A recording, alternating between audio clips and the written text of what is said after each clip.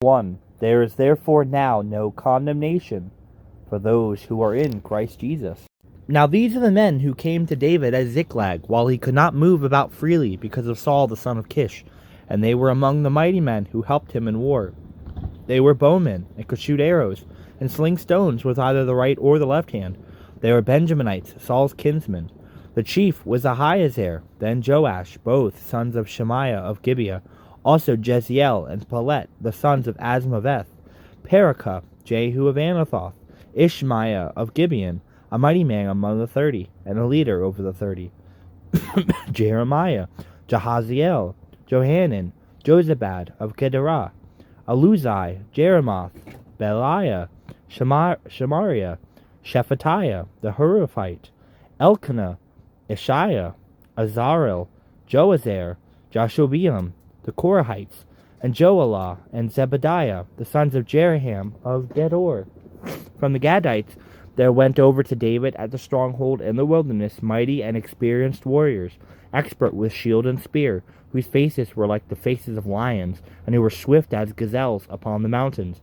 Azer the chief, Obadiah second, Eliab third, Mishmana fourth, Jeremiah fifth, Attai sixth, Eliel seventh, Johanan eighth, Elzabad ninth, Jeremiah 10th, Machbaniah 11th. These Gadites were officers of the armies. The least was a match for the 100 men, and the greatest for 1,000. These are the men who crossed the Jordan in the first month, when it was overflowing all its banks, and put to flight all those in the valleys, to the east and to the west. And some of the men of Benjamin and Judah came to the stronghold to David. David went out to meet them, and said to them, If you have come to me in friendship to help me, my heart will be joined to you. But if to betray me to my adversaries, my heart will be joined to you. But if to betray me to my adversaries, although there is no wrong in my hands, then may the God of our fathers see and rebuke you. Then the Spirit clothed Amasai, chief of the 30, and he said, We are yours, O David, and with you, O son of Jesse. Peace, O peace to you, and peace to your helpers. For your God helps you. Then David received them, and made them officers of his troops. Some of the men of Manasseh deserted to David when he came with the Philistines from the battle against Saul. Yet he did not help them, for the rulers of the Philistines took counsel, and sent him away, saying, At peril to our heads he will desert to his master Saul. As he went to Ziklag, these men of Manasseh deserted to him: Abna, Jozabad, Jeliel, Michael, Jozabad, Elihu, and Zilithai, chiefs of thousands in Manasseh. They helped David against the bands of raiders, for they were all mighty men of valor, and were commanders in the army. For from day to day men came to David to help, until there was a great army like an army of God. These are the numbers of the divisions of the armed troops who came to David in Hebron to turn the kingdom of Saul over to him, according to the word of the Lord. The men of Judah, bearing shields and spears, were 6,800 armed troops. Of the Simeonites, mighty men of valor for war, 7,100. Of the Levites, 4,600. The prince Jehoiada of the house of Aaron, and with him 3,700.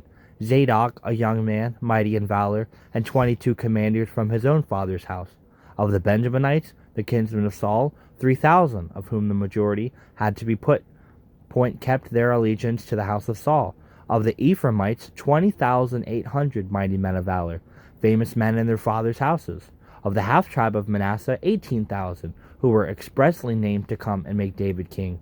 Of Issachar, men who had understanding of the times, to know what Israel ought to do, 200 chiefs, and all their kinsmen under their command. Of Zebulun, 50,000 seasoned troops, equipped for battle with all the weapons of war, to help David with singleness of purpose. Of Naphtali, 1,000 commanders, with whom were 37,000 men armed with shields and spears. Of the Danites, 28,600 men equipped for battle. Of Asher, 40,000 seasoned troops ready for battle. Of the Reubenites and Gadites and the half-tribe of Manasseh from beyond the Jordan, 120,000 men armed with all the weapons of war. All these men of war, arrayed in battle order, came to Hebron with a whole heart to make David king over all Israel. Likewise, all the rest of Israel were of a single mind to make David king, and they were there with David for three days, eating and drinking. For their brothers had made preparations for them. and also their relatives from as far as Issachar and Zebulun and Naphtali, which came bringing food on donkeys and on camels, on mules and on oxen, abundant provisions of flour, cakes and figs, clusters of raisins, wine and oil, oxen and sheep, for there was joy in Israel. Down to eat with a ruler, observe carefully what is before you, and put a knife to your throat if you are given to appetite. Do not desire his delicacies, for they are deceptive food. Do not toil to acquire wealth. Be discerning enough to desist. When your eyes light on it, it is gone, for suddenly it sprouts wings, flying like an eagle toward heaven. Do not eat the bread of a man who is stingy. Do not desire his delicacies, for he is like one who is inwardly calculating. Eat and drink, he says to you, but his heart is not with you. You will vomit up the morsels that you have eaten, and waste your pleasant words. Do not speak in the hearing of a fool, for he will despise the good sense of your words. Do not move an ancient landmark, or enter the fields of the fatherless, for their Redeemer is strong, and he will plead their cause against you. Apply your heart to instruction, and your ear to words of knowledge. Do not withhold discipline from a child, for if you strike him with a rod, he will not die. If you strike him with a rod, you will save his soul from Sheol. My son, if your heart is wise, my heart too will be glad. My inmost being will exult when your lips speak what is right. Let not your heart envy sinners, but continue in the fear of the Lord all the day. Surely there is a future, and your hope will not be cut off. Hear, my son, and be wise, and direct your heart in the way. Be not among drunkards, or among gluttonous eaters or meat, for the drunkard and the glutton will come to poverty, and slumber will clothe you with rags. Listen to your father who gave you life, and do not despise your mother when she is old. Buy truth, and do not sell it. Buy wisdom, instruction, and understanding. The father of the righteous will greatly rejoice. He who fathers a wise son will be glad in him. So let your father and mother be glad. Let her who bore you rejoice. My son, give me your heart, and let your eyes observe my ways. For a prostitute is a deep pit, and adulteress is a narrow well.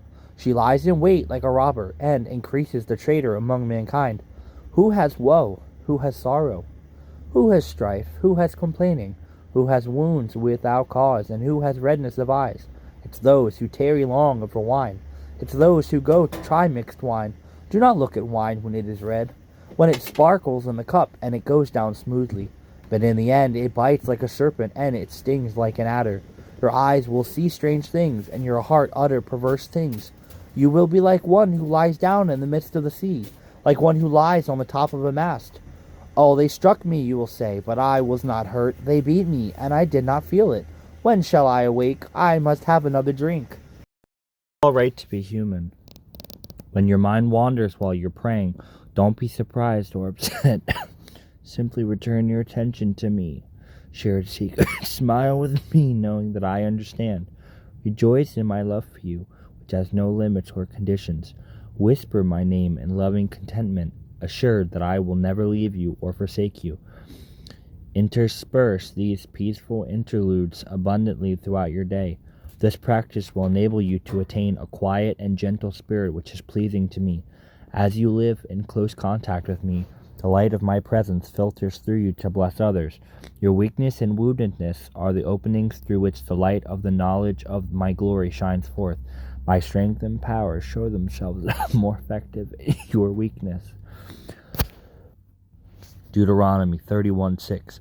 Be strong and courageous. Do not be afraid or terrified because of them, for the Lord your God goes with you, and he will never leave you nor forsake you.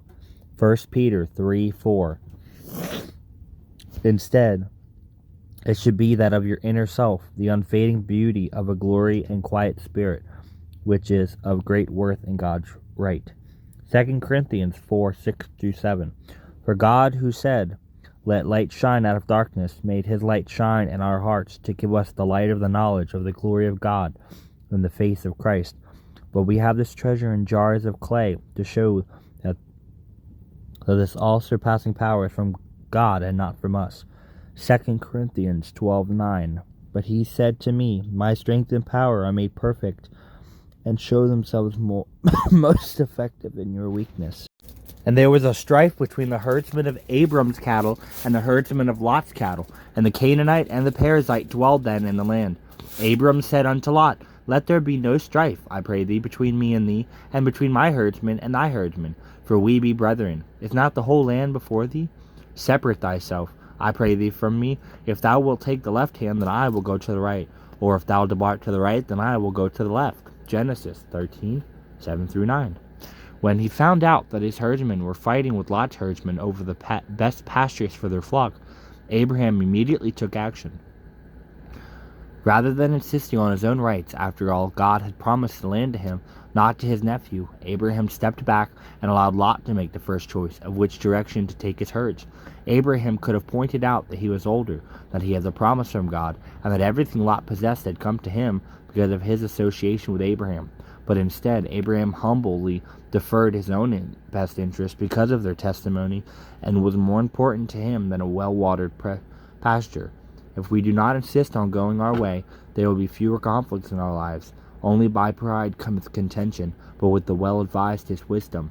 Jonathan Edwards wrote, Pride is a person having too high an opinion of himself. Pride is the first sin that ever entered into the universe, and the last sin that is rooted out. Pride is the worst sin, for it is the most secret of all sins. There is no other matter in which the heart is more deceitful and unsearchable. Alas, how much pride the best have in their hearts. Pride is God's most stubborn enemy. There is no sin so much like the devil's pride. It is a secret and subtle sin, and appears in a great many shapes which are undetected and unsuspected. If we wish to live in peace, we must be willing to set aside our pride and the conflicts it brings.